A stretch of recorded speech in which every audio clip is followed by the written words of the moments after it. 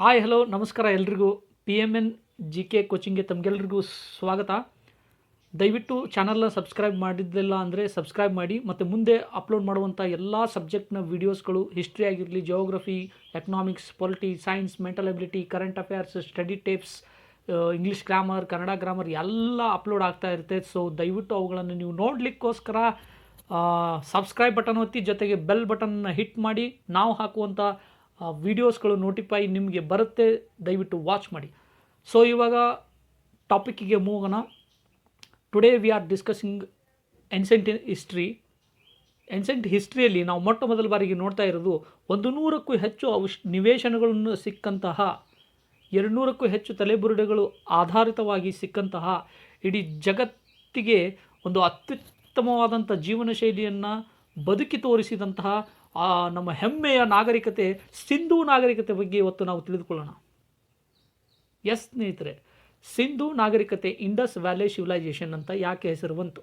Indus valley civilisation ಅಂತಂದರೆ, ನೀವು ಇಲ್ಲಿ ನೋಡ್ತಾ ಇದ್ದೀರ ಮ್ಯಾಪಲ್ಲಿ ಇಂಡಸ್ ನದಿ ಇದೆ. ಇಂಡಸ್ ನದಿಯ ಒಂದು ದಂಡೆಯ ಮೇಲೆ ಈ ನಾಗರಿಕತೆ ವಾಸಿಸಿದ್ದರಿಂದ ಇದಕ್ಕೆ ಇಂಡಸ್ ವ್ಯಾಲಿ ಸಿವಿಲೈಸೇಷನ್ ಅಂತ ಕರಿತೀವಿ.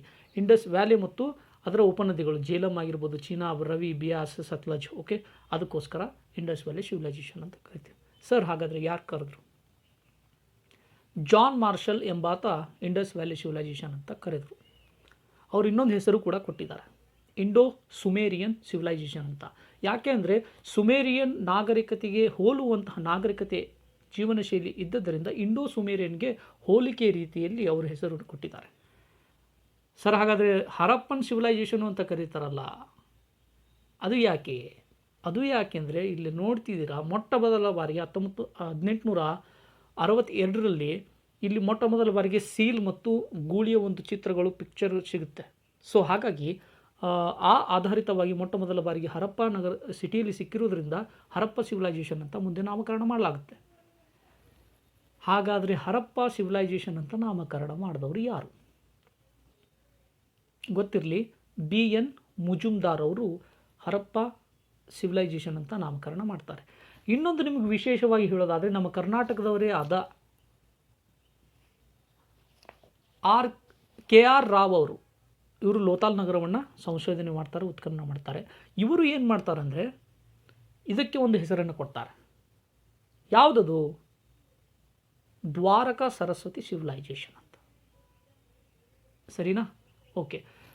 ಇದರ ಒಂದು ಇತಿಹಾಸದ ಒಂದು ಹಿನ್ನೆಲೆಯ ಪೀರಿಯಡನ್ನು ನೋಡೋದಾದರೆ ಚಾಲ್ಕೋಲಿಥಿಕ್ ಪೀರಿಯಡ್ ಆಗುತ್ತೆ. ಚಾಲ್ಕೋಲಿಥಿಕ್ ಪೀರಿಯಡ್ ಅಂತ ಕರಿತೀವಿ. ಇದು ಕಾಪರ್ ಏಜ್, ಬ್ರಾಂಜ್ ಏಜ್ಗೆ ಸಂಬಂಧಪಟ್ಟಂಥದ್ದಾಗಿದೆ. ಇದನ್ನು ನಾವು ಮುಂದೆ ನೋಡೋದಾದರೆ ಯಾವ ರೀತಿ ಅಂತಂದರೆ, ಸರಿಸುಮಾರು 2000ರಿಂದ 3000 ವರ್ಷಗಳ ಹಿಂದೆ ಇರುವಂತಹ ಇದನ್ನು ನಾವು ನೋಡೋದಾದರೆ, ಈ ಪ್ರೀ ಹರಪ್ಪನ್ ಮತ್ತು ಪೋಸ್ಟ್ ಹರಪ್ಪನ್ ಅಂತ 2 ವಿಭಾಗಗಳನ್ನು ಕೂಡ ಮಾಡ್ತೀವಿ. ಓಕೆ, ಅಂದರೆ before developed and after developed ಅಂತ ಬರುತ್ತೆ. ಅದನ್ನು ವಿವರವಾಗಿ ನೋಡೋಣ. ನೆಕ್ಸ್ಟ್ ನಾವು ನೋಡಬೇಕಾಗಿರೋದಾದರೆ ಇದರ ವಿಸ್ತೀರ್ಣ ಹೇಗಿತ್ತು. ಓಕೆ, ನಿಮ್ಗೆ ಗೊತ್ತಿರಲಿ, ಉತ್ತರ ಭಾಗದಲ್ಲಿ ಇಲ್ಲಿ ಕಾಣ್ತಾ ಇದೆ, ಜೂಮ್ ಮಾಡ್ತಾ ಇದೆ ನೋಡಿ, ಇದು ಜಮ್ಮು ಕಾಶ್ಮೀರ್ ಮಂಡ್ ಪ್ರದೇಶ. ಓಕೆ, ಇದು ಉತ್ತರದ ಒಂದು ಭಾಗ. ಇನ್ನು ಪಶ್ಚಿಮ ಭಾಗದಲ್ಲಿ ನೀವು ನೋಡ್ತಿದ್ದೀರಾ ಸುಕ್ತೋಜನ್ ದೋರ್, ಇದು ನಮ್ಮ ಭಾರತ ದೇಶದಲ್ಲಿಲ್ಲ. It is not existed in India, it's existed in Balochistan, ಪಾಕಿಸ್ತಾನದಲ್ಲಿದೆ. ಇನ್ನು ದಕ್ಷಿಣ ಭಾಗಕ್ಕೆ ನಾವು ಹೇಳೋದಾದರೆ ನರ್ಮದಾ ನದಿ ಇಲ್ಲಿ ಕಾಣ್ತಾ ಇದೆ ನೋಡಿ. ಈ ನರ್ಮದಾ ನದಿ, ಓಕೆ, ನರ್ಮದಾ ನದಿಯ ಮಹಾರಾಷ್ಟ್ರದಲ್ಲಿ ದೈಮಾಬಾದ್ ಪ್ರದೇಶದವರೆಗೂ ಕೂಡ ವಿಸ್ತೀರ್ಣವಾಗಿತ್ತು. ಇನ್ನು ಪೂರ್ವ ಭಾಗದಲ್ಲಿ ಉತ್ತರ ಪ್ರದೇಶದ ಅಲಂಗೀಪುರ್ವರೆಗೂ ಕೂಡ ವಿಸ್ತೃತವಾಗಿತ್ತು ಅಂತ ಹೇಳಲಾಗುತ್ತೆ. ಸರಿಸುಮಾರು ಮತ್ತು ಈಸ್ಟ್ ವೆಸ್ಟ್ ಹೇಳೋದಾದರೆ 1600 ಕಿಲೋಮೀಟರ್ ಅಂತ ಹೇಳ್ತಾರೆ. ಓಕೆ, ನಾರ್ತ್ ಸೌತ್ ಹೇಳೋದಾದರೆ 1100 ಕಿಲೋಮೀಟರ್ವರೆಗೂ ಕೂಡ ವಿಸ್ತರಣೆ ಆಗಿತ್ತು ಅಂತ ಹೇಳ್ತಾರೆ. ಬಟ್ ಎಕ್ಸಾಮ್ಸಲ್ಲಿ ಏನು ಕೇಳೋದಿಲ್ಲ, ಬಟ್ ಇನ್ಫಾರ್ಮೇಟಿವ್ ಆಗಿರಲಿ ಅಂತ ಹೇಳಿದ್ದೀನಿ. ಸೊ ಇದು ವಿಸ್ತೀರ್ಣ ಆಯಿತು. ನೆಕ್ಸ್ಟು, ಸರ್, ಇದನ್ನು ಬೆಳಕಿಗೆ ಯಾವ ರೀತಿ ಬಂತು ಇಂಥ ಒಂದು ದೊಡ್ಡ ಒಂದು ಸಿವಿಲೈಸೇಷನ್ನು? ಇದು ಒಂದು 4-3 ವರ್ಷಗಳಲ್ಲಿ ಬೆಳಕಿದು ಬಂದಂಥದ್ದಲ್ಲ. ಮೊಟ್ಟ ಮೊದಲ ಬಾರಿಗೆ 1856ರಲ್ಲಿ ನೆನಪಿರಲಿ, ರೈಲ್ವೆ ಯೋಜನೆ ಹಾಕಲಿಕ್ಕೋಸ್ಕರ ಬ್ರಿಟಿಷ್ ಸರ್ಕಾರ ಬರುತ್ತೆ.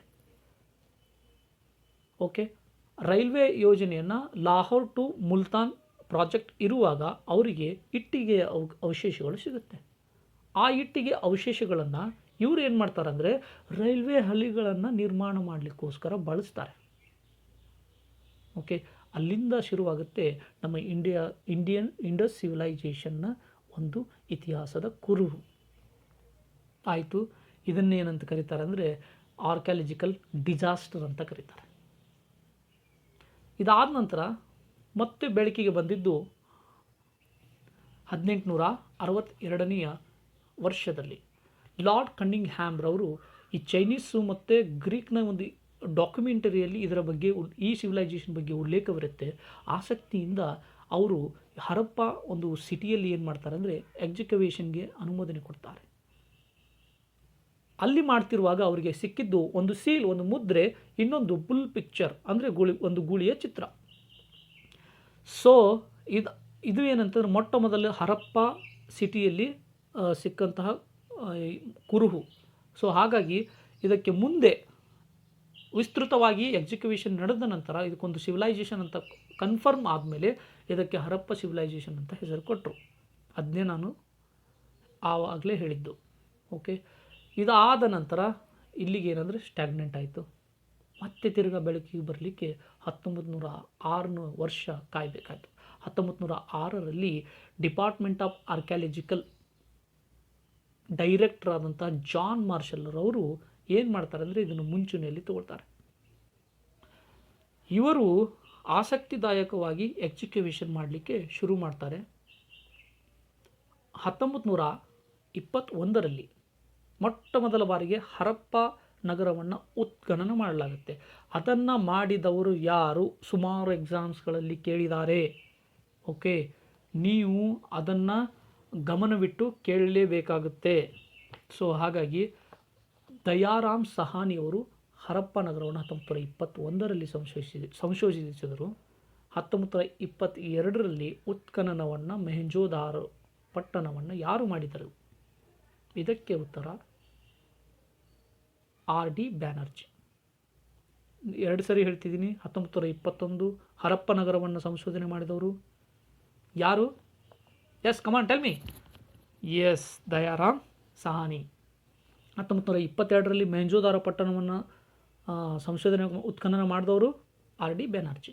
ಸೊ 1924ರ ಹೊತ್ತಿಗೆ ಜಾನ್ ಮಾರ್ಷಲ್ರವರು ಬಹಳಷ್ಟು ದಾಖಲೆಗಳನ್ನು ಅಧ್ಯಯನ ಮಾಡಿ, ಓಕೆ, ಇವುಗಳನ್ನು ಏನು ಮಾಡ್ತಾರೆ ಅಂದರೆ ಕ್ರೋಢೀಕರಿಸಿ ಒಂದು ಡಾಕ್ಯುಮೆಂಟರಿ ಮಾಡಿ ಲಂಡನ್ನ ನ್ಯೂಸ್ ಪತ್ರಿಕೆಯಲ್ಲಿ ನಮ್ಮ ಇಂಡಸ್ ಸಿವಿಲೈಜೇಷನ್ನ ಕುರಿತಾಗಿ ಒಂದು ಎಸ್ಸೆ ಬರೀತಾರೆ.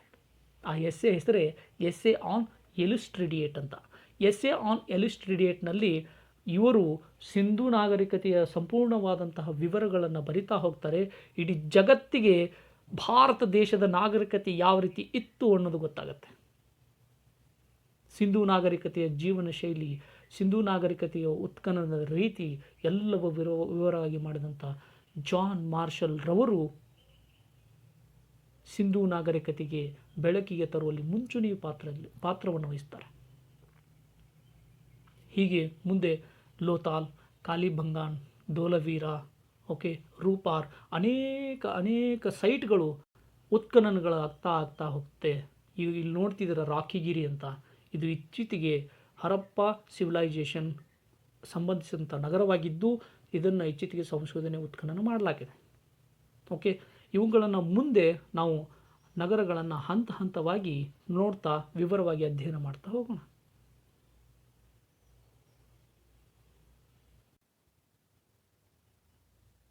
ಬಹುಮುಖ್ಯವಾದಂತಹ ಇಂಡಸ್ ವ್ಯಾಲಿ ಸಿವಿಲೈಜೇಷನ್ನ ನಗರಗಳ ಬಗ್ಗೆ ನೋಡ್ತಾ ಹೋಗೋಣ. ಇಲ್ಲಿ ಕಾಣ್ತಾ ಇದೆ ಹರಪ್ಪ ನಗರ. Okay, very important. ಮತ್ತು ಮೊಹೆಂಜೊದಾರೋ ಎಷ್ಟು ಇಂಪಾರ್ಟೆಂಟ್ ಅಂತಂದರೆ ಹರಪ್ಪ ನಗರ. ಓಕೆ, ಇಲ್ಲಿ ರಾಕಿ ಘೇರ್ ನಾ ಹೇಳಿದ್ನಲ್ಲ, ಇತ್ತೀಚೆಗೆ ಸಿಕ್ಕಂಥ ಸಂಶೋಧನೆ ಆದಂಥದ್ದು. ಇಲ್ಲಿ ಏನು ಕಾಣ್ತಾ ಇದೆ ಮೊಹೆಂಜೊದಾರೋ. ಓಕೆ, ಮೊಹೆಂಜೊದಾರೋ ಪಟ್ಟಣ ಬಹಳ ಇಂಪಾರ್ಟೆಂಟ್. ಇದ್ರ ಬಗ್ಗೆ ವಿವರವಾಗಿ ನಾವು ನೋಡಲೇಬೇಕು. ಇನ್ನು ಕೋಟ್ ಡಿ ಜಿ ಅಂತ ಇಲ್ಲಿ ಕಾಣ್ತಾ ಇದೆ. ನಿಮಗೆ ಇನ್ನೊಂದು ಇಂಪಾರ್ಟೆಂಟ್ ಅಂತಂದರೆ ಕಾಲಿಬಂಗನ್ ಸಿಟಿ, ಈ ನಗರ ಕೂಡ, ಮತ್ತು ರೋಪಾರ್.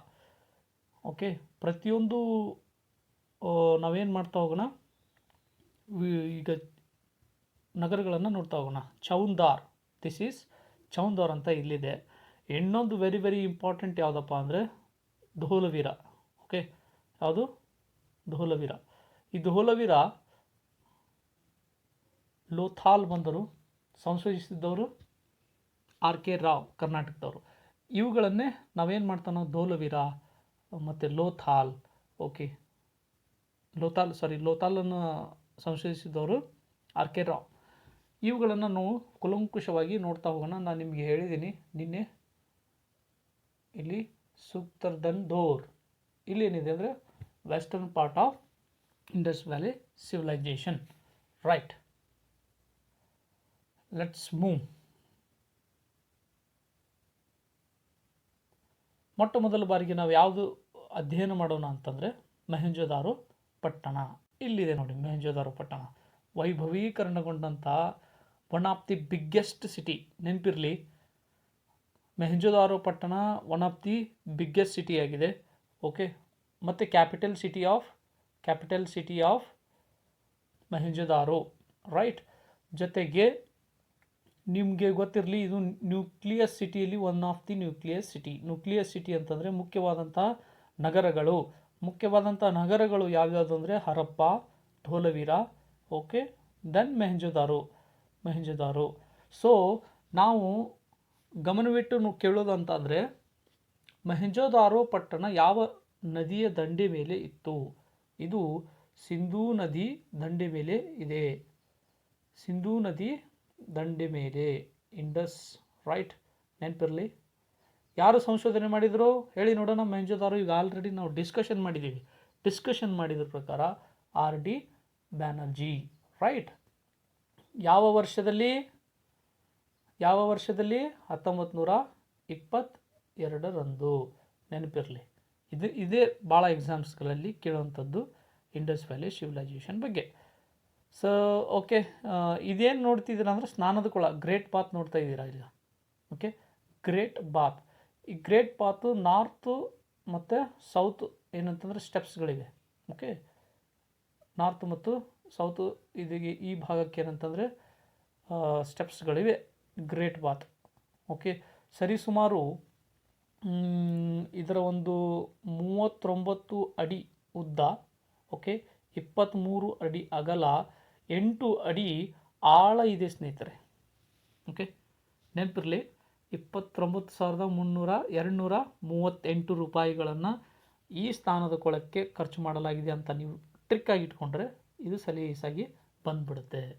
ಓಕೆ ಸರ್, ಹಾಗಾದರೆ ನಿಮಗೆ ಇದು ಒಂದು ವಂಡರ್ ಅನಿಸೋದಂದರೆ ಹರಪ್ಪ ನಗರದಲ್ಲಿ, ಓಕೆ, ಸುತ್ತಮುತ್ತಲು ಇವು ಅವಶೇಷಗಳು. ಹರಪ್ಪ ನಗರದಲ್ಲಿ ಬಹಳ ದೊಡ್ಡದಾದಂಥ ರೋಡ್ಗಳು, ಓಕೆ, ಭಾಳ ದೊಡ್ಡದಾದಂಥ ರೋಡ್ಗಳು ಇಲ್ಲಿದೆ ನೋಡಿ ಆ ಚಿತ್ರ. Okay, this is road. 30 ಹೆಚ್ಚು ಕಡಿಮೆ 38 ಅಡಿ. ರೈಟ್, 38 ಅಡಿ ಅಗಲವಿರುವಂಥ ರೋಡ್ಗಳು, ಈಸ್ಟ್ ಟು ವೆಸ್ಟ್. ರೈಟ್, ಎಲ್ಲ ನೋಟ್ಸ್ ಮಾಡ್ಕೋತಾ ಹೋಗಬೇಕು ನೀವು ಕೇಳ್ತಿರುವಾಗ, ಅಂದರೆ ನಿಮಗೆ ಅದರ ಬೆನಿಫಿಟ್ ಜಾಸ್ತಿ ಸಿಕ್ಕುತ್ತೆ. ಈಸ್ಟ್ ವೆಸ್ಟ್ ಎಕ್ಸ್ಟೆನ್ಷನ್ ಇರುವಂಥ ರೋಡ್ಗಳು, ರೈಟ್ ಆ್ಯಂಗಲ್ ಟರ್ನ್ ಇರುವಂಥ ರಸ್ತೆಗಳು ಇಲ್ಲಿ ನಾವನ್ನು ಕಾಣಬಹುದು. ರಸ್ತೆಗಳಾದ ನಂತರ ಇಲ್ಲಿ ಏನಾಗ್ತಿತ್ತಂದರೆ ಲೈಟ್ಸ್, ಓಕೆ, ಲೈಟ್ಗಳು, ಬೀದಿ ದೀಪಗಳನ್ನು ನಾವು ಕಾಣ್ಬೋದು. ಆಶ್ಚರ್ಯ ಅನಿಸುತ್ತೆ ನಿಮಗೆ. ಬೀದಿ ದೀಪಗಳು ಅಂತಂದರೆ ಈಗ ಮಾಡರ್ನ್ ಇರುವಂಥವಲ್ಲ, ಒಂದೇನೆಂದರೆ ಪಾಟ್ ಇರುತ್ತೆ. ಓಕೆ, ಆ ಪಾಟಲ್ಲಿ ಏನಿರುತ್ತೆ, ದೀಪ ಇರುತ್ತೆ. ಸೊ ಮೊಹೆಂಜೊದಾರೋ ಪಟ್ಟಣದಲ್ಲಿ ಇದೊಂದು ವಿಶೇಷತೆ, ಯಾವ ನಗರದಲ್ಲೂ ಕೂಡ ಕಾಣೋದಿಲ್ಲ. ನೆನಪಿರಲಿ, ಇದೇನು ಹೇಳ್ತಿದ್ದೀವಲ್ಲ ವಾಟ್ಸ್ನ, ಈ ಸ್ಟ್ರೀಟ್ ಲೈಟ್ಸ್ ಬಗ್ಗೆ ಯಾವುದೇ ನಗರದಲ್ಲಿ ಉಲ್ಲೇಖವಿಲ್ಲ. ಮೊಹೆಂಜೊದಾರೋದ ಒಂದು ವಿಶೇಷ ಲಕ್ಷಣ ಮಾತ್ರ. ಓಕೆ, ದೆನ್ ನಾವು ಹೇಳೋದಾದರೆ ಬಂದರುಗಳು, ಓಕೆ, ಮೊಹೆಂಜೊದಾರೋದಲ್ಲಿ ಇದ್ದವು. ಓಕೆ, ಇದು ಇಂಡಸ್ ನದಿ ಅಂತ ತಿಳ್ಕೊಳ್ಳಿ. ಇಲ್ಲೆಲ್ಲ ಬಂದರುಗಳಿದ್ವು ಅಂತ ನಾನು ನಿಮಗೆ ತೋರಿಸ್ತಾ ಇದ್ದೀನಿ.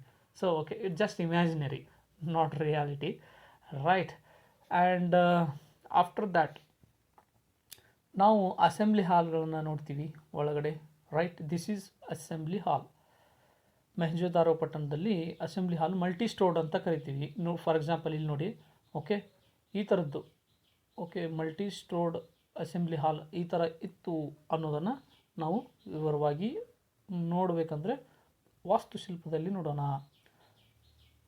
ಓಕೆ, ಗ್ರೇಟ್ ಬಾತ್ ಬಗ್ಗೆ ಹೇಳೋದು ತುಂಬಾ ಇದೆ, ಬಟ್ ಕಲೆ ಮತ್ತು ವಾಸ್ತುಶಿಲ್ಪದಲ್ಲಿ ಗ್ರೇಟ್ ಬಾತ್ ಬಗ್ಗೆ ಇಲ್ಲಿ ರಿಲಿಜನ್ನು ಮತ್ತು ಇದ್ರದ್ದು ಯಾವ ರೀತಿ ಕ್ಲಾಸಿಫಿಕೇಷನ್ ಯಾವ ಥರ ಇತ್ತು, ಓಕೆ, ಇವುಗಳನ್ನೆಲ್ಲ ಡೀಟೇಲ್ಸ್, ಬ್ರಿಕ್ಸ್ಗಳನ್ನು ಯಾವ ರೀತಿ ಯೂಸ್ ಮಾಡಿದ್ರು, ಇವುಗಳನ್ನು ನಾವು ಸಂಪೂರ್ಣವಾಗಿ ನೋಡ್ತೀವಿ. ಈಗ ಜಸ್ಟ್ ನಾವು ಸಿಟೀಸ್ಗಳ ಬಗ್ಗೆ ಕಾನ್ಸಂಟ್ರೇಷನ್ ಮಾಡ್ತಾ ಇದ್ದೀವಿ.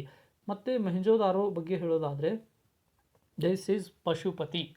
ಇದನ್ನು ಭಾಳಷ್ಟು ಎಕ್ಸಾಮ್ಗಳಲ್ಲಿ ಕೇಳಿದ್ದಾರೆ. ಪಶುಪತಿ ವಿಗ್ರಹ ಯಾವ ನಗರದಲ್ಲಿ ಕಂಡುಬಂದಿದೆ? ಇಂಡಸ್ ವ್ಯಾಲಿಯ ಮೊಹೆಂಜೊದಾರೋ ಪಟ್ಟಣದಲ್ಲಿ. This is Pashupati.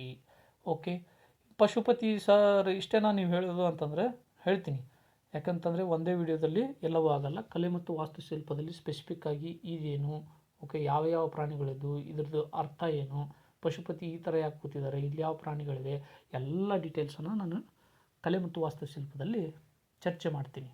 So next ಮೊಹೆಂಜೊದಾರೋದಲ್ಲಿ ಮತ್ತೊಂದು ಸಿಕ್ಕಿರೋದಂತಂದರೆ ಬ್ರೌಂಜ್ ಗರ್ಲ್. ಇದನ್ನು ಭಾಳಷ್ಟು ಎಕ್ಸಾಮ್ಗಳಲ್ಲಿ ಕೇಳ್ತಾನೆ ಇದ್ದಾರೆ. ಓಕೆ, ಕಂಚಿನ ನರ್ತಕಿ ಪ್ರತಿಮೆ. ಕಂಚಿನ ನರ್ತಕಿ ಪ್ರತಿಮೆ. ಓಕೆ,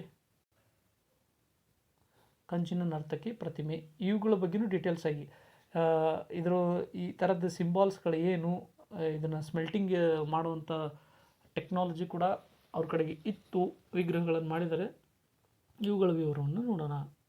ಮೊಹೆಂಜೊದಾರೋ ಇದು ಮದರ್ ಗುಡೆಸಸ್. ಓಕೆ, ಮಾತೃದೇವತಾ ಆರಾಧನೆ ಅಂತ ಬರುತ್ತೆ. Mother, this is mother goddesses. Okay, very important, ನೀವು ನೋಟ್ ಮಾಡ್ತಾ ಹೋಗಬೇಕು ಹಂತವಾಗಿ. ಇವೆಲ್ಲ ಮೊಹೆಂಜೊದಾರೋದಲ್ಲಿ ಸಿಕ್ಕಂಥವುಗಳು, ರೈಟ್. ಓಕೆ, ಇನ್ನೂ ನಾನು ನಿಮಗೆ ಹೆಚ್ಚು ಹೇಳೋದಾದರೆ ಮೊಹೆಂಜೊದಾರೋ ದೊಡ್ಡ ದೊಡ್ಡ ವಾಲ್ಸ್ಗಳನ್ನು ಮನೆಗಳಿದ್ದವು. ಓಕೆ, ತಿರ್ಗಾ ಏನಂತಂದರೆ ಈ ಕಾರ್ಮಿಕರು ಕೆಲಸ ಮಾಡುವಂಥವ್ರಿಗೆ ಸಪ್ರೇಟಾಗಿ ಒಂದು ಲೇಬರ್ ರೂಮ್ಸ್ಗಳಿದ್ದವು. ದೊಡ್ಡ ದೊಡ್ಡ ಇಟ್ಟಿಗೆಗಳನ್ನು ಏನಂತಂದ್ರೆ ಬಳಸ್ತಾಯಿದ್ರು. ಎಲ್ಲ ಸುಟ್ಟ ಇಟ್ಟಿಗೆಗಳನ್ನೇ burn bricks were used. Okay, ಇದೇನೆಂದರೆ ನಾವು ಅಲ್ಟಿಮೇಟಾಗಿ ಮೊಹೆಂಜೊದಾರೋ ಪಟ್ಟಣದ ಬಗ್ಗೆ ತಿಳಿಯುವಂಥದ್ದು. ಇದು ಮೊಹೆಂಜೊದಾರೋದಲ್ಲಿ ಸಿಕ್ಕಂತಹ ಅವಶೇಷಗಳು. ಓಕೆ, ಅಸ್ಥಿ ಪಂಜರಗಳು ಅಂತ ಏನು ಹೇಳಿದ್ವಲ್ಲ, 1,000ಕ್ಕೂ ಹೆಚ್ಚು ಅಸ್ಥಿ ಪಂಜರಗಳು ಸಿಕ್ಕಿದ್ದೀವಂತ.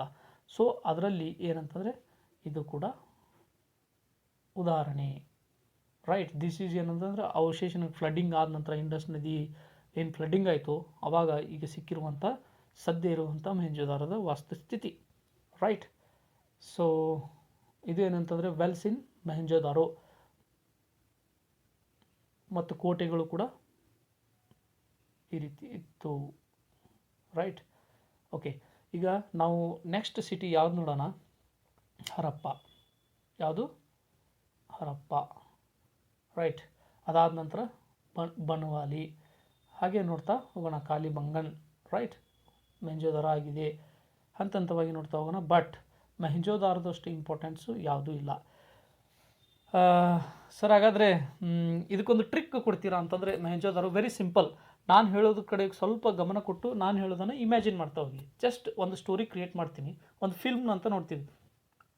ಮೊಟ್ಟ ಮೊದಲ ಬಾರಿಗೆ ಮೊಹೆಂಜೊದಾರೋ ಅಂತ ಹೆಸರು ಇರೋದ್ರಿಂದ ಎಮ್ಮಿಂದ ಸ್ಟಾರ್ಟ್ ಆಗುವಂಥ ವ್ಯಕ್ತಿಯ ಒಂದು ನಿಮ್ಮ ಹತ್ತಿರ ಅಥವಾ ಪರಿಚಯ ಇರುವಂಥ ಒಬ್ಬ ವ್ಯಕ್ತಿಯ ಒಂದು ಮನೆಯನ್ನು ಕಲ್ಪಿಸ್ಕೊಳ್ಳಿ. ಆ ಮನೆಯೇ ಮೊಹೆಂಜೊದಾರೋ ಸಿಟಿ ಅಂತ ತಿಳ್ಕೊಳ್ಳಿ. ಓಕೆ, ನೀವು ಭಾಳಷ್ಟು ದಿನಗಳ ನಂತರ ಆ ಮನೆಗೆ ಹೋಗಿದ್ದೀರಿ, ರೈಟ್. ಆ ಮನೆಗೆ ಹೋಗಿದ್ದೀರಿ, ಅಲ್ಲಿ ಮುಂದ್ಗಡೆ ಏನು ಕಾಣ್ತಾ ಇದೆ ಅಂದರೆ ನಿಮಗೆ ಒಂದು ನದಿ ಹರಿತಾ ಇದೆ, ಅದು ಇಂಡಸ್ ನದಿ. ಓಕೆ, ನದಿಯ ಒಂದು ಪಕ್ಕದಲ್ಲಿ ಒಂದು ದೊಡ್ಡ ದೊಡ್ಡ ಹಡಗುಗಳು ನಿಂತಿವೆ. ಅಂದರೆ ಅದರ ಅರ್ಥ ಹಡಗುಗಳು ಇದ್ದವು, ಬಂದರು ಇತ್ತು ಅಂತ ಅರ್ಥ. ನೀವು ಆ ಮನೆಯ ವ್ಯಕ್ತಿಯ ಹೆಸರು ಫುಲ್ ಚೇಂಜ್ ಮಾಡ್ಕೊಂಡ್ಬಿಟ್ಟಿದ್ದಾರೆ. ಏನು ಮಾಡ್ಕೊಂಡಿದ್ದಾರೆ? ಆರ್ ಡಿ ಬ್ಯಾನರ್ಜಿ ಅಂತ ಮಾಡ್ಕೊಂಡಿದ್ದಾರೆ. ಮತ್ತು ಅವರು ವಾಸಿಸ್ತಿದ್ದು ನೀವು ಹಳೇದೊಂದು ಯಾವುದೋ ಒಂದು ಗ್ರಾಮ ಒಂದು ಸಿಟಿಗೆ ನೋಡಿದ್ದೀರಿ, ಬಟ್ ಅವ್ರು ವಾಸಿಸ್ತಿರೋದು ಯಾವುದು ಈಗ ಸದ್ಯ ಪಾಕಿಸ್ತಾನ್. ಓಕೆ, ಲಖಾನ್ ಜಿಲ್ಲೆ ಅಲ್ಲಿ ವಾಸಿಸ್ತಾ ಇದ್ದಾರೆ ಪಾಕಿಸ್ತಾನದಲ್ಲಿ. ಓಕೆ, ಹೀಗೆ ನೀವು ಅವ್ರ ಬಗ್ಗೆ ಮತ್ತೆ ದೊಡ್ಡದಾದಂಥ ಬಂಗ್ಲೆ, ಓಕೆ, ಅಂದರೆ ದೊಡ್ಡದಾದಂಥ ಮನೆ, ಅಂದರೆ ದೊಡ್ಡದಾದಂಥ ಸಿಟಿ, ಅವರ ಊರಿಗೆ ಅದೇ ಒಂದು ಮುಖ್ಯವಾದಂಥ ನಗರ, ರೈಟ್, ದಟ್ ಈಸ್ ಮೊಹೆಂಜೊದಾರೋ. ಮತ್ತು ಅವರು ಪ್ರತಿಯೊಂದು ಮನೆಯ ಮುಂದ್ಗಡೆ ಎಲ್ಲ ಲೈಟ್ಗಳಿವೆ, ಪಾಟ್ ಲೈಟ್ಸ್, ಸ್ಟ್ರೀಟ್ ಲೈಟ್ಸ್ಗಳಿವೆ. Okay, you are to wonder. ಮೊದಲು ಹೋಗಿದ್ದಕ್ಕಿಂತ ಈಗ ಹೋಗಿ ನೋಡ್ತಿದ್ದೀರಲ್ಲ, ಬರೀ ವಿಚಿತ್ರ ಅನ್ನಿಸ್ತಾ ಇದೆ ನಿಮಗೆ. ಓಕೆ, ಹಾಗೆ ಮನೆಯೊಳಗೆ ಹೋಗ್ತಾ ಇದ್ದೀರಿ, ಅವ್ರ ಮೊಹೆಂಜೊದಾರೋ ಮನೆಯವ್ರದ್ದು ಒಳಗೆ ಹೋಗ್ತಾ ಇದ್ದೀರಿ. ಫಸ್ಟ್ ನಿಮ್ಗೆ ಕಾಣ್ತಿರೋದು ಅಸೆಂಬ್ಲಿ ಹಾಲ್, ಒಂದು ದೊಡ್ಡ ಅಸೆಂಬ್ಲಿ ಹಾಲ್ ಇದೆ, ಅದು ಮೊಹೆಂಜೊದಾರೋದಲ್ಲಿ ಇರುವಂಥದ್ದು. ಓಕೆ, ನೆಕ್ಸ್ಟ್ ನಿಮಗೊಂದು ಶೋಕೇಸ್ ಕಾಣ್ತಾ ಇದೆ ಅಂತ ತಿಳ್ಕೊಳ್ಳಿ. ಓಕೆ, ಈ ಶೋಕೇಶಲ್ಲಿ ರೈಟ್ ಪಶುಪತಿ ವಿಗ್ರಹ ಇದೆ. ಓಕೆ, ಬ್ರಾಂಜ್ ಗರ್ಲ್ ಡ್ಯಾನ್ಸಿಂಗ್ ಮಾಡುವಂಥ ವಿಗ್ರಹಗಳನ್ನು ನೋಡ್ತಾ ಇದ್ದೀರಿ ಅವ್ರ ಮನೆಯಲ್ಲಿ. ಅದರ ಜೊತೆಗೆ ನೀವೇನು ನೋಡ್ತಾ ಇದ್ದೀರಿ, ಮಾತೃದೇವತಾ ಮದರ್ ಗೋಡೆಸಸ್, ಅಂದರೆ ಮಾತೃದೇವತಾ ಆರಾಧನೆಯ ವಿಗ್ರಹವನ್ನು ನೋಡ್ತಾ ಇದ್ದೀರಿ, ರೈಟ್. ಅದ್ರ ಜೊತೆಗೆ ಇನ್ನೊಂದು ನೀವು ಗಡ್ಡ ಬಿಯರ್ಡ್ ಮ್ಯಾನ್ ಒಂದು ಚಿತ್ರ ನೋಡ್ತಾ ಇದ್ದೀರಿ. ದೊಡ್ಡ ದೊಡ್ಡ ವಾಲ್ಗಳು, ದೊಡ್ಡ ದೊಡ್ಡ ಗೋಡೆಗಳಿವೆ, ಮತ್ತು ಅವ್ರ ಮನೆ ಮುಂದ್ಗಡೆನೂ ದೊಡ್ಡ ದೊಡ್ಡ ರೋಡ್ಗಳಿವೆ. ನಿಮ್ಗೆ ಇನ್ನೊಂದು ಆಶ್ಚರ್ಯ ಅನಿಸಿದ್ದು, ಅವ್ರ ಮನೆ ಮುಂದ್ಗಡೆ ಇರುವಂಥ ಗ್ರೇಟ್ ಬಾತ್, ಸ್ನಾನದ ಕೊಳ, ಸ್ವಿಮ್ಮಿಂಗ್ ಪೂಲ್, ಎಲ್ಲೂ ಇರೋದಂಥ ಸ್ನಾನದ ಕೊಳ. ಅದಕ್ಕೆ ಎಷ್ಟು ಖರ್ಚು ಮಾಡಿದ್ರೂಪ ಅಂತಂದರೆ ಎಷ್ಟು, 39,000, ರೈಟ್, 39,268,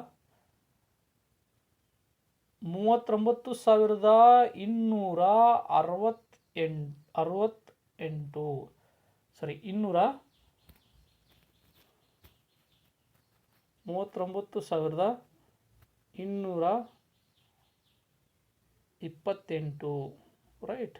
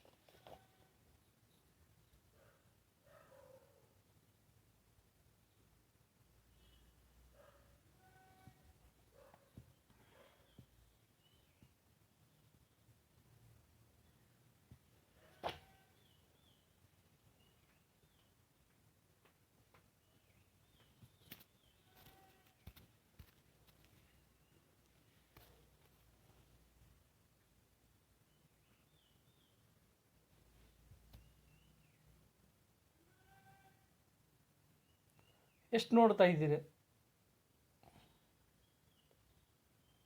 39,238 ರೂಪಾಯಿಗಳಿಂದ ಆ ಸ್ವಿಮ್ಮಿಂಗ್ ಪೂಲ್ಗಳನ್ನು ಕಟ್ಟಿದ್ದಾರೆ.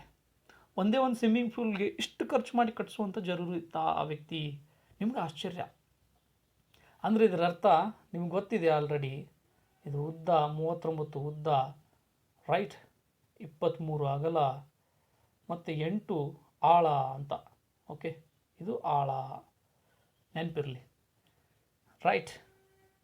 ಈ ರೀತಿ ನಾವೇನು ಮಾಡಬೇಕಂದ್ರೆ ಒಂದು ಪಿಕ್ಚರ್ಗ್ರಾಫಿಕ್ ಹೋಗಿ ಈ ಆ ಮನೆಗೆ ಹೋಗ್ತಾ ಇದ್ರಿ, ಒಂದು ದೊಡ್ಡ ಡ್ರೈನೇಜ್ ಇದೆ, ಅಲ್ಲಿ ಸಿಂಧು ನದಿ ಹರಿತಾ ಇದೆ, ಅಲ್ಲಿ ಹಡಗುಗಳಿವೆ, ಈ ಥರ ಇಮ್ಯಾಜಿನ್ ಮಾಡ್ಬೇಕು ನೀವು. ಅಲ್ಲಿ ಹಡಗುಗಳಿಂದ ಸ್ಟ್ರೀಟ್ ಲೈಟ್ ಇದೆ, ದೊಡ್ಡ ದೊಡ್ಡ ರೋಡ್ಗಳಿವೆ, ಮತ್ತು ಅದ್ರ ಜೊತೆಗೆ ನೀವು ಎಂಟ್ರೆನ್ಸ್ ಕೊಡ್ತಿದ್ದಂಗೆ ಅವ್ರ ಹೆಸರು ಚೇಂಜ್ ಮಾಡ್ಕೊಂಡಿದ್ದಾರೆ, RD ಬ್ಯಾನರ್ಜಿ ಆಗಿದೆ, ಅವರು ಇರೋದು ನಮ್ಮೂರಲ್ಲ ಪಾಕಿಸ್ತಾನದಲ್ಲಿ. ಹೋಗ್ತಿದ್ದಂಗೆ ಅಸೆಂಬ್ಲಿ ಹಾಲ್ ಕಾಣ್ತಾ ಇದೆ, ಅದ್ರ ಜೊತೆಗೆ ಒಂದು ಶೋಕೇಶಲ್ಲಿ ಪಶುಪತಿ ವಿಗ್ರಹ ಕಾಣ್ತಾ ಇದೆ, ಬ್ರೋಂಜ್ ಡ್ಯಾನ್ಸಿಂಗ್ ಗರ್ಲ್ ಕಾಣ್ತಾ ಇದೆ, ಮದರ್ ಗೋಡೆಸಸ್ ಕಾಣ್ತಾ ಇದೆ, ದೊಡ್ಡ ದೊಡ್ಡ ವಾಲ್ಗಳಿಂದ ಮಾಡಿದ್ದಾರೆ, ಮತ್ತು ಗ್ರೇಟ್ ಸುಟ್ಟ ಇಟ್ಟಿಗೆಗಳಿಂದನೇ ಕಟ್ಟಿರುವಂಥದ್ದು, ಮತ್ತು ಕಾರ್ಮಿಕರು ಇರಲಿಕ್ಕೆ ಕೂಡ ಕೆಲವೊಂದಿಷ್ಟು ರೂಮ್ಗಳನ್ನು ಮಾಡಿದ್ದಾರೆ.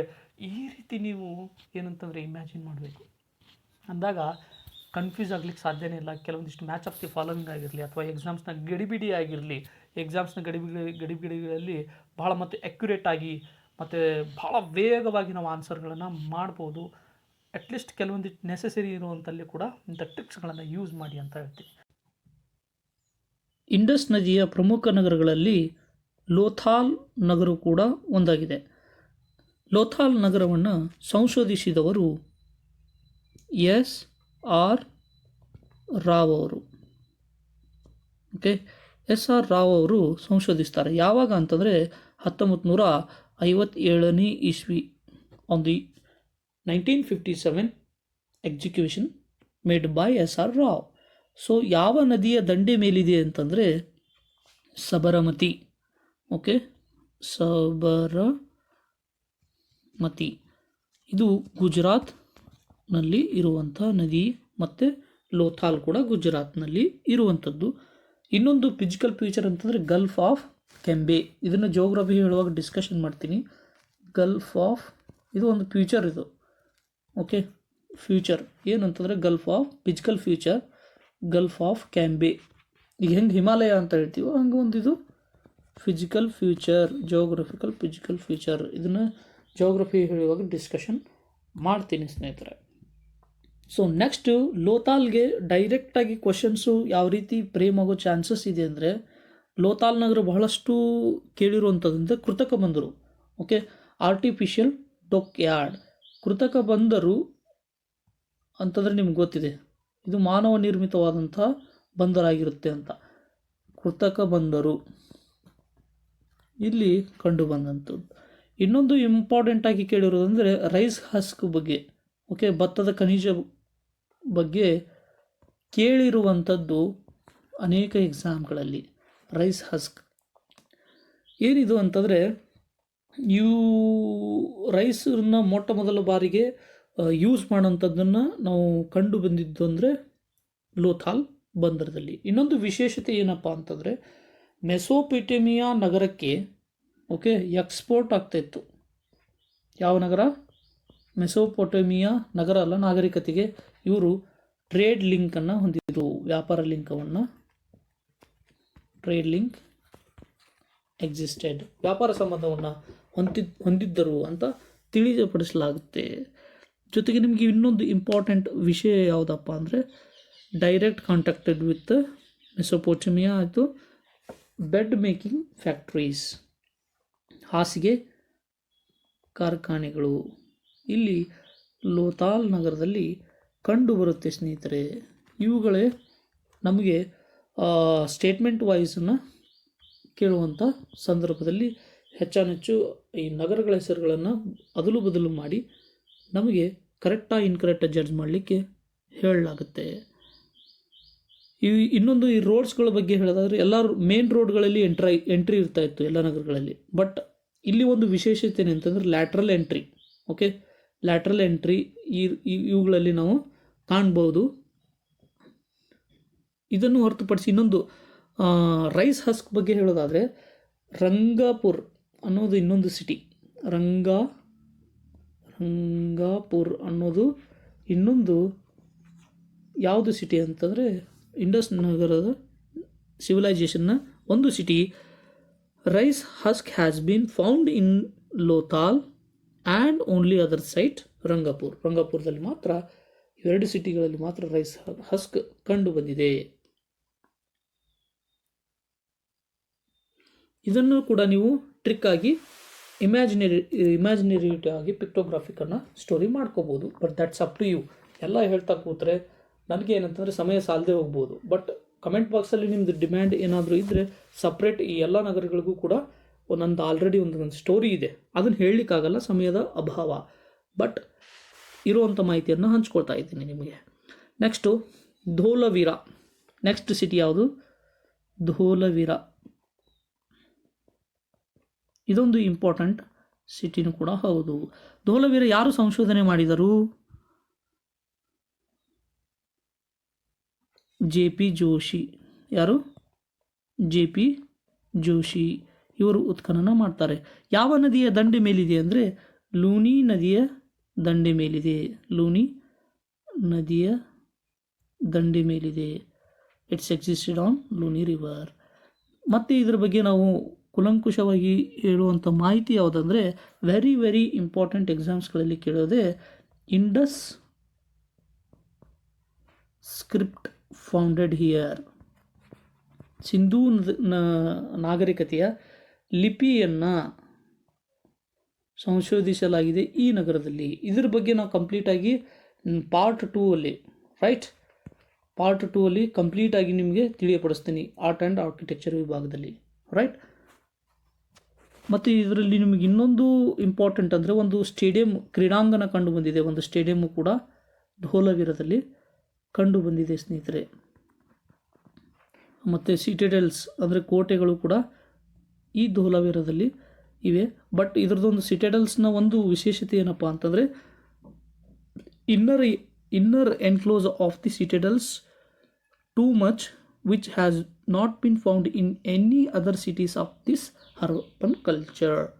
ಅಂತಂದರೆ ಹರಪ್ಪ ನಾಗರಿಕತೆ ಯಾವ ನಗರಗಳಲ್ಲೂ ಕಂಡುಬರದ ಕೋಟೆಯ ಒಳಗಡೆ ಏನಂತಂದರೆ ಎನ್ಕ್ಲೋಸರ್ ಇರುವಂಥ ಒಂದು ಲಕ್ಷಣವನ್ನು, ಕೋಟೆಯ ಲಕ್ಷಣವನ್ನು ನಾವು ಧೋಲವೀರದಲ್ಲಿ ಕಾಣಬಹುದಾಗಿದೆ. ಮತ್ತು ಅನೇಕ ಸ್ಟೋನ್ ಸ್ಟ್ರಕ್ಚರ್ಗಳು ಕೂಡ ಇದರಲ್ಲಿ ಕಂಡುಬಂದಿದೆ. ಸ್ಟೋನ್ ಸ್ಟ್ರಕ್ಚರ್ಸ್ ಇದು ನ್ಯೂಕ್ಲಿಯಸ್ ಸಿಟಿಯಲ್ಲೂ ಕೂಡ ಒಂದು ನಾವು ಆಲ್ರೆಡಿ ಮಾತಾಡಿದ್ದೀವಿ. ನ್ಯೂಕ್ಲಿಯಸ್ ಅಂದರೆ ಮುಖ್ಯ ನಗರಗಳಲ್ಲಿ ಯಾವುದು ಹರಪ್ಪ, ಮೊಹೆಂಜೊದಾರೋ ಆ್ಯಂಡ್ ಧೋಲವೀರ ಅಂತ. ಇವು ಏನಂತ ಬಹಳ ಮುಖ್ಯವಾದ ಸಿಟಿಗಳಲ್ಲಿ ಲಿಸ್ಟ್ ಔಟ್ ಆಗುತ್ತೆ. ಇದನ್ನು ಲೋನಿ ಸಿವಿಲೈಸೇಷನ್ನು ಅಂತ ಬಿಸ್ತ್ರವರು ಕೂಡ ಕರೀತಾರೆ. ಓಕೆ, ಬಿಸ್ತ್ರವರು ಏನು ಮಾಡ್ತಾರೆ ಅಂದರೆ ಇವರು ಲೋನಿ ಸಿವಿಲೈಸೇಷನ್ ಅಂತ ಕರೆದಿದ್ದಾರೆ ಬಿಸ್ತ್ ಅನ್ನೋರು. ನೆಕ್ಸ್ಟು ನಿಮಗೆ ಸರ್ವೇಸಾಮಾನ್ಯವಾಗಿ ಹೇಳೋದೇ ಹರಪ್ಪ. ಓಕೆ, ನೆಕ್ಸ್ಟ್ ಸಿಟಿ ಯಾವುದಪ್ಪ ಅಂದರೆ ಹರಪ್ಪ ನಗರ. ಹರಪ್ಪ ನಗರವನ್ನು ಯಾರು ಸಂಶೋಧನೆ ಮಾಡಿದರು? Come on tell me. ಹರಪ್ಪ ನಗರವನ್ನು ಯಾರು ಸಂಶೋಧನೆ ಮಾಡಿದ್ದಾರೆ? ದಯಾರಾಮ್ ಸಹಾನಿ. ಯಾವ ವರ್ಷದಲ್ಲಿ? 1921 ವರ್ಷದಲ್ಲಿ. ಯಾವ ನದಿಯ ದಂಡೆ ಮೇಲಿದೆ? ರಾವಿ ನದಿಯ ದಂಡೆ ಮೇಲಿದೆ. ಓಕೆ, ರಾವಿ ನದಿಯ ದಂಡೆ ಮೇಲೆ. ಪಾಕಿಸ್ತಾನದಲ್ಲಿದೆಯಾ, ಇಂಡಿಯಾದಲ್ಲಿದೆಯಾ? This is existed in Pakistan, was existed in Pakistan. Okay, Harappa ನಗರಕ್ಕೆ ಸಂಬಂಧಪಟ್ಟಂತೆ ನಾವು ನಿಮಗೆ ಮುಖ್ಯವಾದದ್ದು ಇಲ್ಲಿ ಗ್ರೇಟ್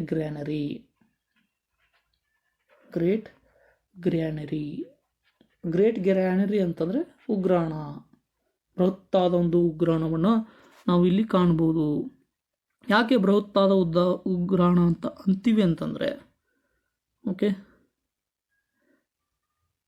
2 ಲೈನಲ್ಲಿರುವಂಥ 6 ಗ್ರ್ಯಾನರೀಸ್ಗಳನ್ನು ನಾವು ಕೂಡ ಇಲ್ಲಿ ಕಾಣ್ತೀವಿ, ಒಂದು ಬೃಹತ್ ಕಂಟಿನ್ಯೂಸ್ ಆಗಿ. ಓಕೆ, ಮತ್ತು ಇದರಲ್ಲಿ ಏನಂತಂದರೆ ಉಗ್ರಾಣ ಸರಿಸುಮಾರು 169 × 35 ಫೀಟ್ ಕೂಡ ಇತ್ತು. ಅದಕ್ಕೋಸ್ಕರ ನಾವು ಉಗ್ರಾಣ, ಇದ್ರ ಬೇಕಂದರೆ ಡೀಟೇಲ್ಸ್ಗಳನ್ನು ನಾನು ವಿವರ ಕಲೆ ಮತ್ತು ವಾಸ್ತುಶಿಲ್ಪದಲ್ಲಿ ಹಂಚ್ಕೊಳ್ತೀನಿ. ಯಾಕಂದರೆ ಈಗ ನಾವು ಸ್ಟಡಿ ಮಾಡ್ತಿರೋದು ನಗರಗಳ ಬಗ್ಗೆ ಸ್ಟಡಿ ಮಾಡ್ತಾ ಇದ್ದೀವಿ. ಮತ್ತು ನಿಮಗೆ ಗೊತ್ತಿರೋದೇ ಹರಪ್ಪ ಮೊಟ್ಟ ಮೊದಲ ಬಾರಿಗೆ ಸಂಶೋಧನೆಗೊಂಡ ನಗರ. ಓಕೆ, ಫಸ್ಟ್ ಟೈಮ್ ಏನಂತ ಎಕ್ಸಿಕ್ಯೂಷನ್ನು ಮತ್ತು ಗುರುತು ಇಂಡಸ್ ಸಿವಿಲೈಸೇಷನ್ನ ಒಂದು ನಗರವಾಗಿದೆ. ಮತ್ತು ನಾವು ಸೆವೆರಲ್ಸ್ ರೋಡ್ಸ್ಗಳನ್ನು, ದೊಡ್ಡ ದೊಡ್ಡ ರೋಡ್ಗಳನ್ನು ಕೂಡ ಕಾಣ್ತೀವಿ ಇದರಲ್ಲೂ ಕೂಡ.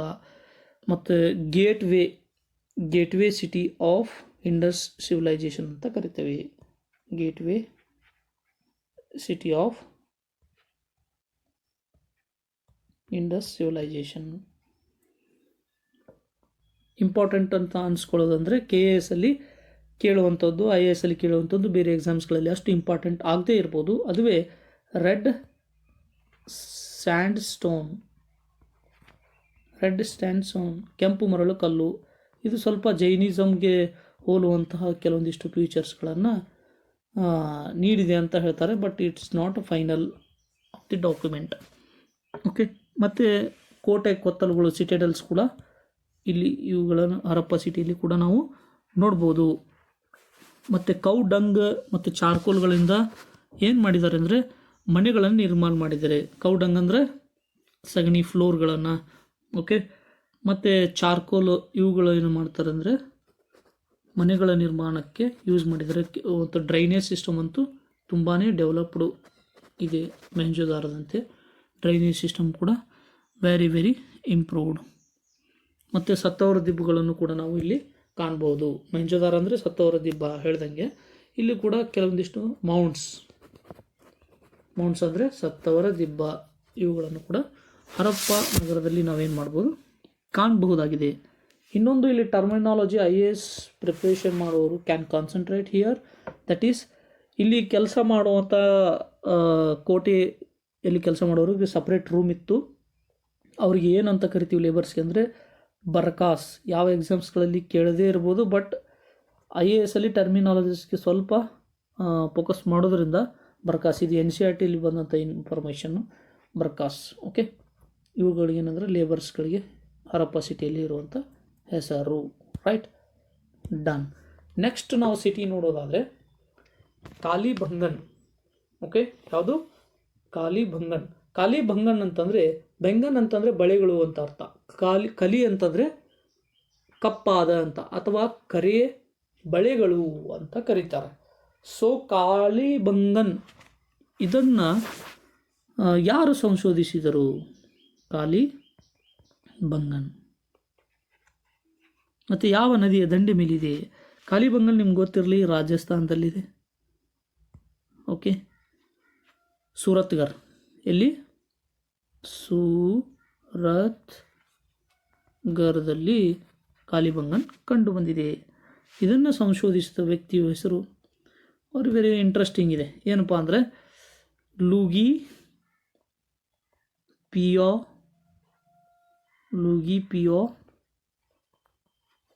ಓಕೆ ತೆಸ್ಸಿಮೋರಿ.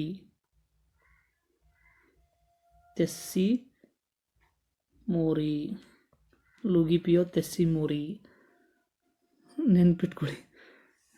ಲೂಗಿ ಪಿಯೋ ತೆಸ್ಸಿಮೋರಿನೇ ಕಾಲಿಬಂಗನ್.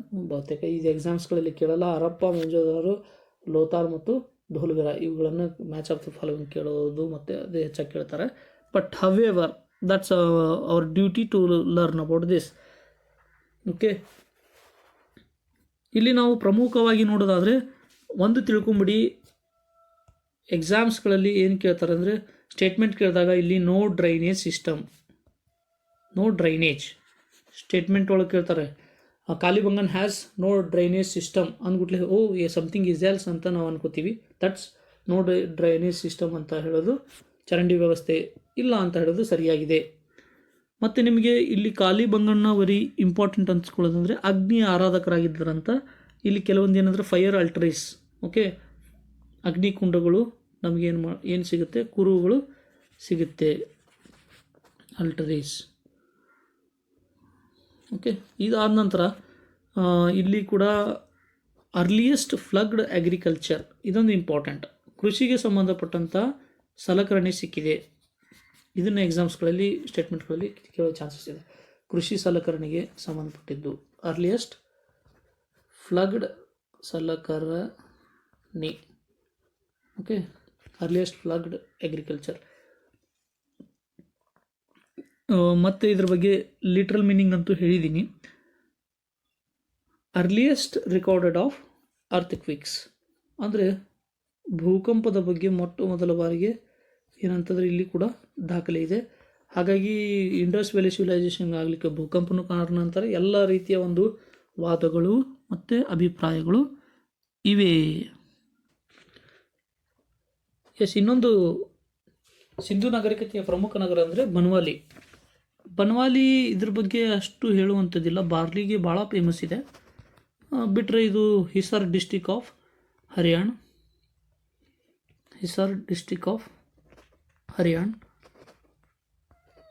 ಇದು ಉತ್ಕೃಷ್ಟವಾದಂಥ ಬಾರ್ಲಿ ಬೆಳೆಯನ್ನು ಬೇರೆ ನಾಗರಿಕತೆಯು ಕೂಡ ಎಕ್ಸ್ಪೋರ್ಟ್ ಮಾಡಿತ್ತು. ಬಾರ್ಲಿ ಬೆಳೆಗೆ ಭಾಳ ಫೇಮಸ್ ಇತ್ತು. ಇದು ಅಷ್ಟು ಪ್ರಾಪರಾಗಿ ಟೌನ್ ಪ್ಲ್ಯಾನ್ ಇದ್ದಂತಹ ನಗರವಲ್ಲ. ಓಕೆ, ಇದರಲ್ಲಿ ಟೌನ್ ಪ್ಲಾನಿಂಗ್ ಯಾವ ಥರ ಇತ್ತು ಅಂದರೆ ಗ್ರೀಡ್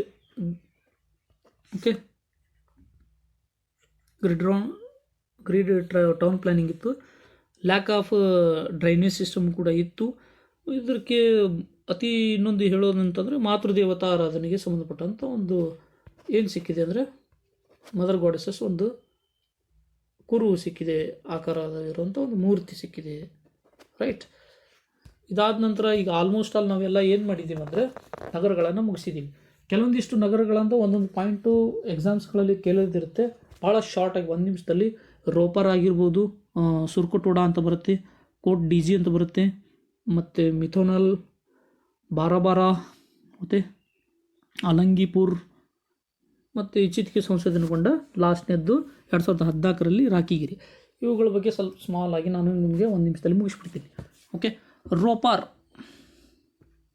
ರೋಪಾರ್ ಇದು ಪಂಜಾಬ್ದಲ್ಲಿದೆ. ಓಕೆ. 1953ರಲ್ಲಿ ಸಂಶೋಧಿಸ್ತಾರೆ. ಯಾರು ಅಂದರೆ ಶರ್ಮಾ ಅಂತ. ಓಕೆ. ಇದು ಅಷ್ಟು ಸಂಶೋಧನೆ ಇಸ್ವಿ ಯಾವುದು ಇದರಲ್ಲಿ ಅಷ್ಟು ಮುಖ್ಯವಾಗುವುದಿಲ್ಲ. ಸತ್ಲಜ್ ನದಿ ದಂಡೆ ಮೇಲಿದೆ, ಸತ್ಲಜ್. ಓಕೆ.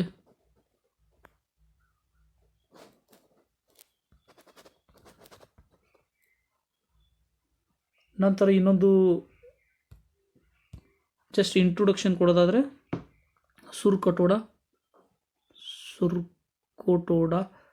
ಸುರ್ಕೋಟೋಡಾ ಇದನ್ನು JP ಜೋಶಿ ಅವರೇ ಸಂಶೋಧನೆ ಮಾಡ್ತಾರೆ. JP ಜೋಶಿ ಹಿಂದೆ ನೋಡಿದ್ದೀವಿ, JP ಜೋಶಿ ಧೋಲವೀರ ಸಂಶೋಧನೆ ಮಾಡಿದ್ದು.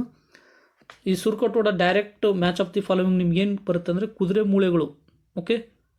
ಕುದುರೆ ಮೂಳೆಗಳು ಸಿಕ್ಕಂಥ ಯಾವ ನಗರದಲ್ಲಿ ಅಂದರೆ ಅದು ಸುರ್ಕೋಟೋಡಾ, ಕುದುರೆ ಮೂಳೆ. ರೈಟ್. ನೆಕ್ಸ್ಟ್ ಇನ್ನೊಂದು ಕೋಟ್ ಡಿ ಜಿ. ಇದನ್ನು ಡೈರೆಕ್ಟ್ ಏನಂದ್ರೆ ಕೇಳ್ಬೋದು ಅಥವಾ ಮ್ಯಾಚ್ ಆಫ್ ದಿ ಫಾಲೋವಿಂಗಲ್ಲಿ ಕೇಳ್ಬೋದು. ಇದ್ರದ್ದೊಂದು ಸ್ಮಾಲ್ ಇಂಪಾರ್ಟೆಂಟನ್ನು ಹೇಳ್ಬಿಡೋದಾದರೆ ಕೋಟ್ ಡಿ ಜಿ ಇದು ಯಾವುದಂದ್ರೆ ಸಿಂಧೂ ನದಿಯ ಮೇಲೆ. ಓಕೆ. ಸಿಂಧೂ ರಿವರು. ಇದ್ರದ್ದು ಇಂಪಾರ್ಟೆಂಟ್ ಅಂತಂದರೆ ಡೆಸ್ಟ್ರಾಯ್ ಬೈ ಫೋರ್ಸ್ ಆಫ್ ಸಂಪೈರ್. ಓಕೆ. ಬೆಂಕಿಯಿಂದ ನಾಶವಾದ ಯಾವ ನಗರ ಅಂತ ಕೇಳ್ತಾರೆ. ಯಾವ ನಗರ ನಾಶವಾಯಿತು ಹರಪ್ಪನದು? ಅದು ಏನಂತಂದರೆ ಕೋಟ್ ಡಿ ಜಿ. ಇದು ಬಿಟ್ಟರೆ ನಿಮಗೆ ಅಷ್ಟು ಏನು ಇಂಪಾರ್ಟೆಂಟ್ ಇರೋದನ್ನು ನೀವು ನೋಡೋದಿಲ್ಲ ಇಲ್ಲಿ. ಮತ್ತು ಇದನ್ನು ಬಿಟ್ಟರೆ ಅಲಂಗಿಪುರ್ ಬಗ್ಗೆ ಹೇಳಿದ್ದೀನಿ. ಅದು eastern part of extension of Harappan civilization. Yes. Next ಬಾರಾಬಾರಾ ಅಂತ ಬರುತ್ತೆ.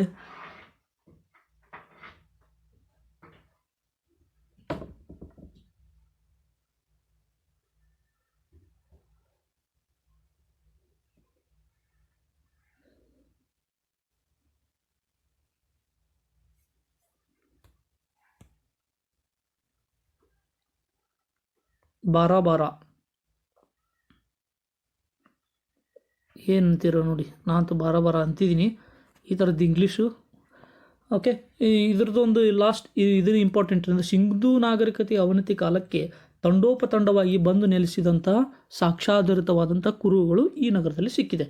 ಇದನ್ನು ಬಿಟ್ಟು ನೀವೇನು ಇದ್ರ ಬಗ್ಗೆ ಏನು ತಲೆ ಕೆಡಿಸ್ಕೊಂತ ಅವಶ್ಯಕತೆ ಇಲ್ಲ. ಓಕೆ. ಲಾರ್ಜೆಸ್ಟ್ ಸಿಟಿ ಅಂತ ನಾವು ಮೊಹೆಂಜೋದಾರೋ ಪಾಪ್ಯುಲೇಟೆಡ್ ಸಿಟಿ ಅಂತ ನಂಬಿದ್ವಿ. ಇತ್ತೀಚೆಗೆ ಒಂದು 2014ರಲ್ಲಿ ಒಂದು ಸಂಶೋಧನೆ ಆಗಿದೆ. ಓಕೆ. 2014ರಲ್ಲಿ ರಾಕಿಗಿರಿ ಅಂತ, ರಾಕಿಗಿರಿ. ಓಕೆ.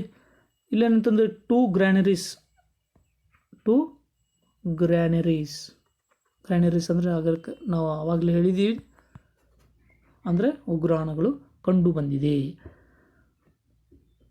ಈಗ ಮತ್ತು ಇನ್ನೊಂದು ಹಾಗೆ ಸ್ಟೇಟ್ಮೆಂಟ್ ವೈಸ್ ಸೈಟ್ಸ್ ಬಗ್ಗೆ ಹೇಳೋದಾದರೆ ಗುಜರಾತ್ನಲ್ಲಿ ಏನಂತಂದರೆ ಅತಿ ಹೆಚ್ಚು ಇಂಡಸ್ ಸಿವಿಲೈಜೇಷನ್ಗೆ ಸಂಬಂಧಪಟ್ಟಂಥ ಸೈಟ್ಸ್ಗಳಿವೆ.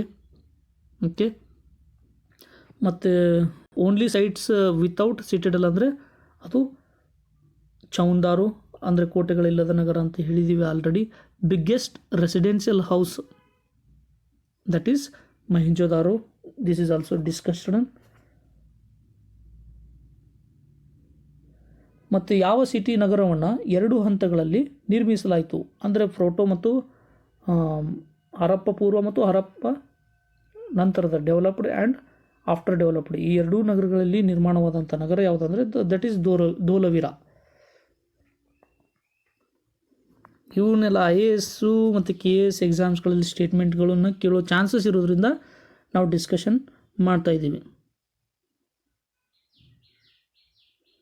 ಮತ್ತು ಬ್ಲೂ ಡೈಸ್, ಓಕೆ, ಈ ಆಟಕ್ಕೆ ಸಂಬಂಧಪಟ್ಟಂಥ ಬ್ಲೂ ಪ್ರಿಂಟ್ಗಳು ಕೂಡ ನಮಗೆ ಏನಾಗಿದೆ ಸಾಕ್ಷ್ಯಾಧಾರಿತವಾಗಿ ನಮಗೆ ಕುರುಗಳು ಸಿಕ್ಕಿದೆ, ಬ್ಲೂ ಪ್ರಿಂಟ್ ಕೂಡ ಸಿಕ್ಕಿದೆ ಅಂತ ಅರ್ಥ.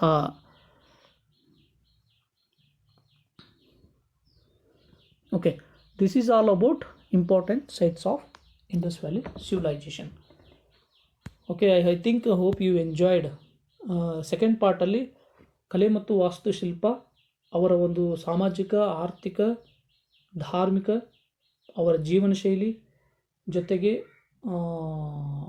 ಈ ಸ್ಪೆಷಲಾಗಿ ಅವ್ರ ರೋಡ್ಗಳು, ಕಟ್ಟಡಗಳು, ಇವುಗಳ ಬಗ್ಗೆ ವಿವರವಾಗಿ ಆರ್ಟ್ ಆ್ಯಂಡ್ ಆರ್ಕಿಟೆಕ್ಚರ್ ಬಗ್ಗೆ ಡಿಸ್ಕಷನ್ ಮಾಡ್ತೀವಿ. ದಯವಿಟ್ಟು ಸಬ್ಸ್ಕ್ರೈಬ್ ಆಗಿ, ನಿಮ್ಮ ಫ್ರೆಂಡ್ಸ್ಗೆಲ್ಲ ಈ ವಿಡಿಯೋನ ಶೇರ್ ಮಾಡಿ, ಜೊತೆಗೆ ಬೆಲ್ ಬಟನ್ನ ಹಿಟ್ ಮಾಡಿ. ನಾವು ನೆಕ್ಸ್ಟ್ ಪಾರ್ಟ್ 2 ವಿಡಿಯೋ ಹಾಕೋದನ್ನು ನಿಮಗೆ ಡೈರೆಕ್ಟಾಗಿ ನೋಟಿಫಿಕೇಷನ್ ಬರುತ್ತೆ.